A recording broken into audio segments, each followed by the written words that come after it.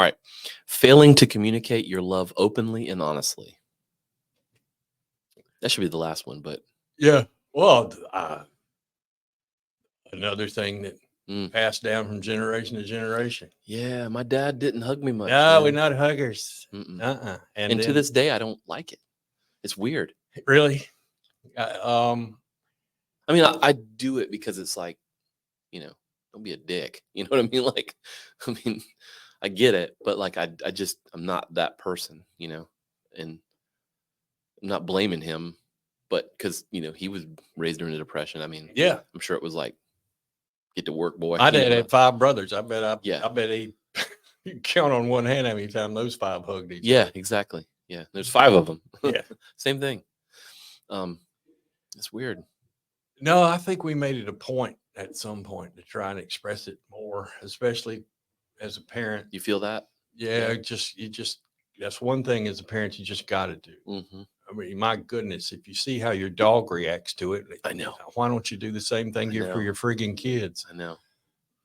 Everybody loves to be scratched behind the ears. Yeah, they do. And Can you do it too all we much? wanted, I don't think so. I think that, the fact that you're loved and that you're protected, at least up to a certain point. Yeah. I don't think you can do it too much, because if the world's always been too full of the people like that weren't that loving. Yeah. Oh, for sure. It It's like wa- the greatest. I mean, if I had a worry, it's like the greatest worry is to like leave this earth and not knowing if people understood that, Yeah. That's like something I carry around all the time. You just want to make sure that you understand, you're important to me. And do you really understand that? And you just kind of like, I don't know if you do, No. It was, all that stuff for us is all self-taught, I think.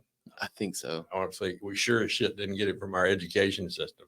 Yeah, they don't give a shit. And, Yeah. That's what my mother, toward the end of life, said about George W. Bush. She said he is a perfect example of the failure of the public education system.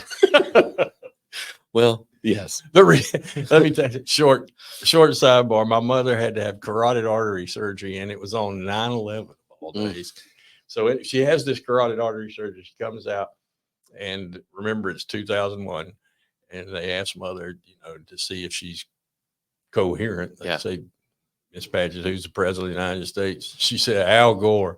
And Dad said, she's fine. She doesn't. She doesn't recognize the legitimacy of the Bush. I mean, she's still working. Yeah.